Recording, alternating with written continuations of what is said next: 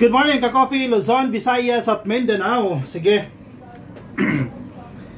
Usapin tayo sa mga naratibo ni Bato de la Rosa.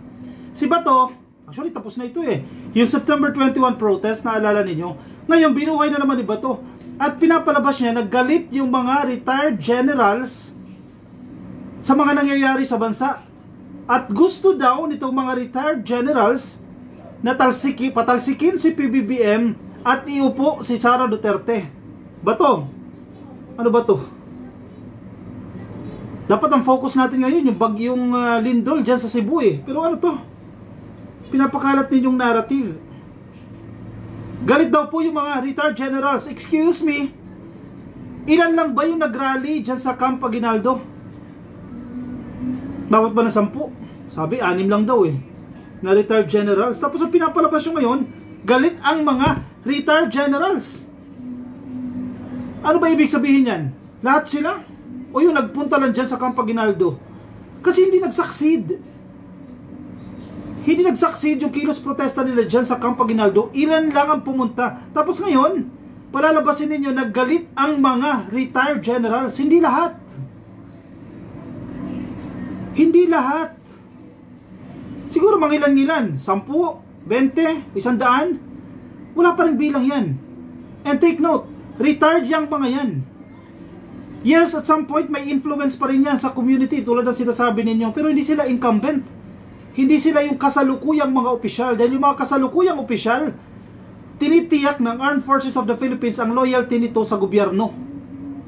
Huwag natin sabihin kay PBBM, sa gobyerno at sa taong bayan. Bakit sila mag-aaklas sa gobyerno? Maganda naman ang ginagawa ng gobyerno. Bakit sila mag-aaklas kay PBBM?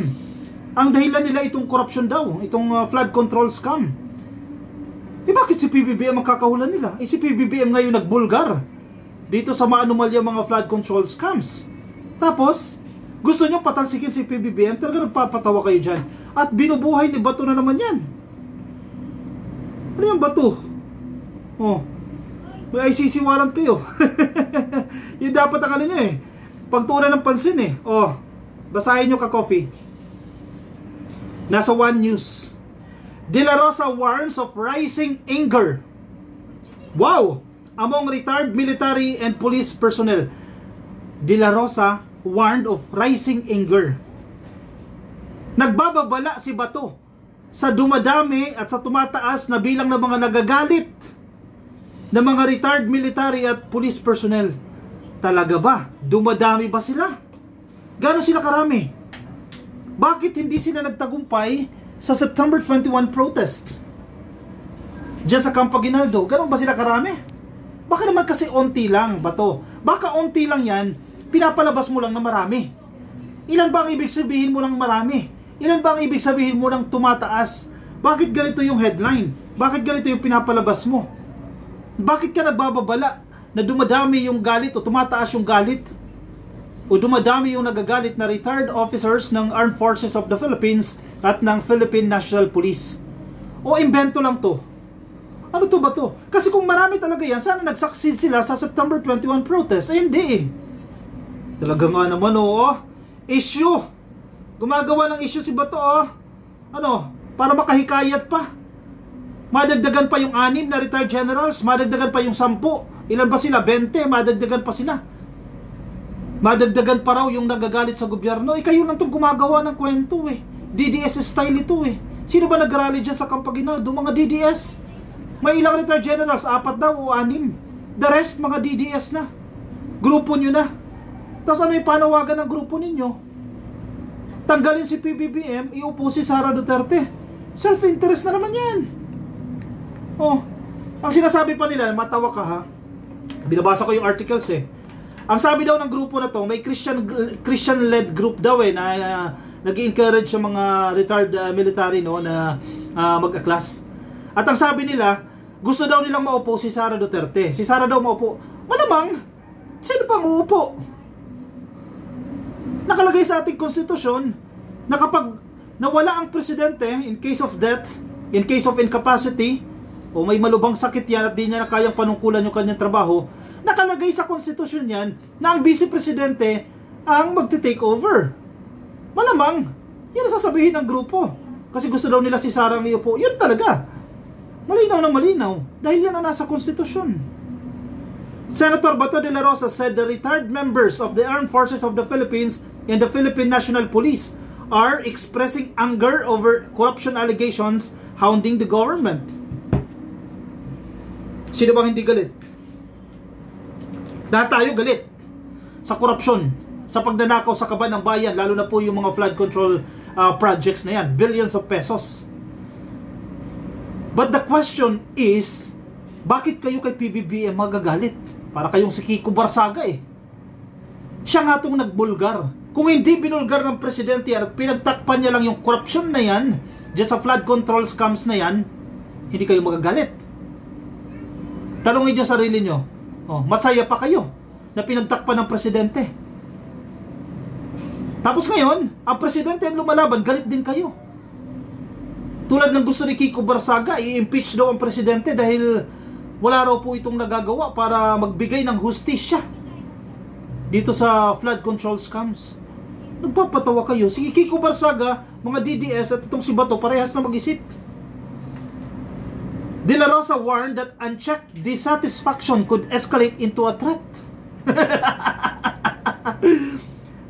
Seryoso? Unchecked dissatisfaction.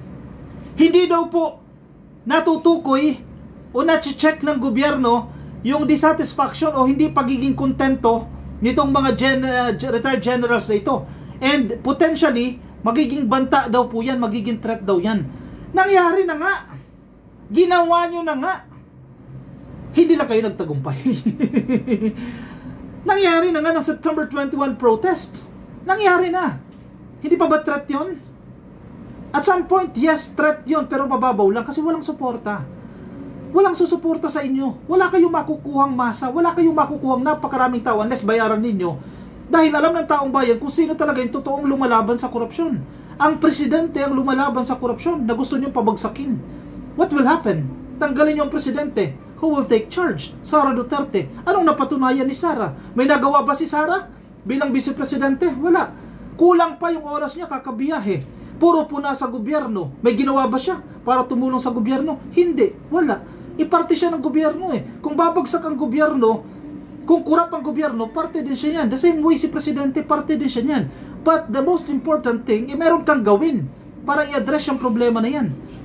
Si Sara may ginawa ba? Wala. Si PBBM may ginawa pa? Napakarami. Binulgar isa-isa yan. In-inspection ito mga peking flood control projects. Nagkaroon ng balasahan dyan sa DPWH. Nilagay si Secretary Vince Dizon para linisin yan at walisin yan.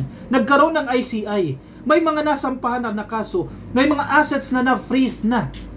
May mga assets na naisauli na. Si Sara, anong ginawa? Puna. Puro puna sa gobyerno. Hindi naman tumutulong. Pasahod pa ng gobyerno yan, ha? Tapos itong si Bato, parang palalabasin pa. Ang understanding ko dito sa statement niya, ha? Hoy, Marcos! Asikasuhin mo itong retired generals or else magkakaroon ng threat. Ginawa nyo na nga eh. Ginawa nyo na. Nagrally na kayo, wala nga lang kayo suporta. Tapos ngayon, ano to? Mananakot na naman kayo. Dissatisfied daw itong retired generals. Ano gusto nyo? Mag-resign si PBBM. Dahil dissatisfied itong retired generals. Ilan sila? 6. Dissatisfied sila, so dapat mag-resign si PBBM dahil hindi sila kontento. Consider the common good. Tingnan ninyo yung nakararami, hindi yung 6 na tao. Yes, they had powers before. Nagkaroon sila ng kapangyarihan kasi mga general eh. But you have to consider the common good. Yung papabor sa nakararami, hindi papabor sa 6, hindi sa self-interest. Ano ba gusto nito mga to? Si Sara ang iupo. Sa tingin ninyo, gaganda ang Pilipinas kapag nag-martial law? Ulit? Sa tingin ninyo? Apektado ang mahihirap. Maraming trabaho ang mawawala. Sa tingin nyo? Gusto nyo yan? Ayaw namin yan. Kaming kumakampi sa gobyerno, kaming supporters ni PBBM, ayaw namin yan. Alam mo kung bakit? Maganda ang momentum natin. Ang ekonomiya natin bumabangon. Tapos ibabagsak nyo ulit. Guguluhin nyo ulit ang gobyerno. Ayaw namin yan. Kaya Bato, itigil mo na tong pananakot mo sa gobyerno. Unchecked dissatisfaction could escalate into a threat. Wow. Ginawa nyo na yan.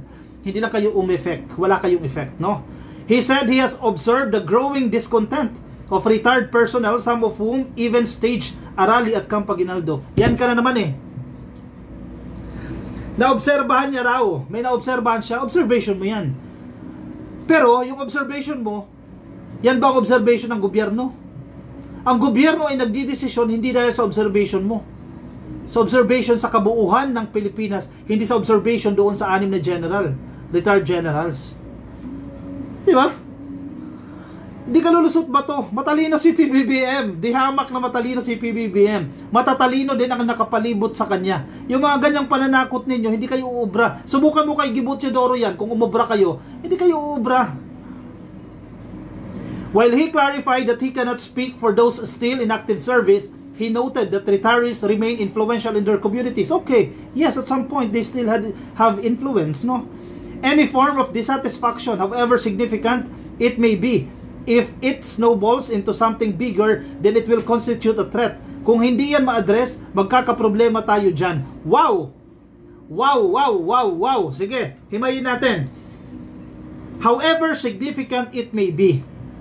Sabi niya, kahit gaano man kalaki o kaliit o kaimportante yung pagkainis ng kung sino mang retired general na yan, eh kapag nag-snowball daw yan, o nagsama-sama yan, o lumaki yan, eh magiging threat daw po yan. Again, tapos na tayo sa stage na yan.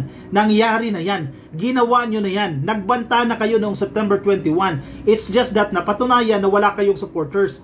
Hindi kayo nag-succeed. Malinaw na malinaw na malinaw yan. Walang question dyan. Ginawa ninyo. Nagbanta kayo sa gobyerno. Take note. Anong gusto ni Bato? Kung hindi yan ma-address, magkakaproblema tayo dyan. Yun ang problema.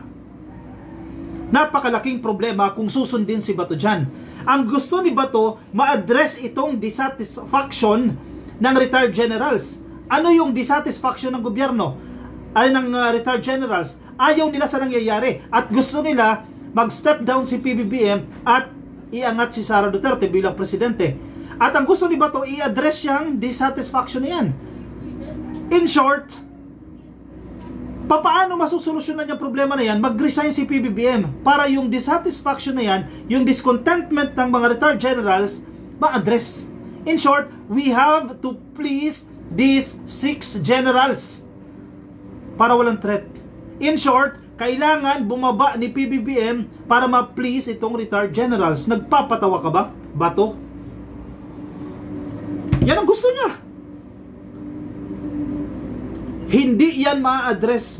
Kung hindi yan ma-address, magkakaproblema tayo dyan. Nagkaproblema ba? Nag-threat kayo, hindi kayo nag-succeed. When asked if the government remains stable despite corruption allegations, De La Rosa maintained that it is stable.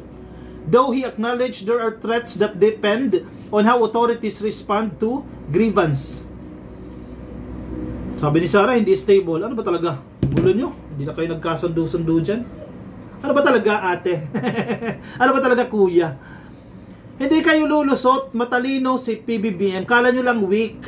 Kasi yan ang description ninyo sa kanya, weak. Kasi sabi ng tatay, di kong ninyo weak. Hindi weak si PBBM, matalino si PBBM at napapahiya kayo sa pinaggagawa ninyo. O siya, sige. I-komento ang inyong opinion, reaction dyan sa comment section para mabasa po yan ng iba natin mga ka-coffee. Yung mga nasa Facebook, please like and follow, YouTube subscribe, TikTok subscribe, at magkita-kita tayo sa aking susunod na videos. Paalam po sa inyo, bye-bye.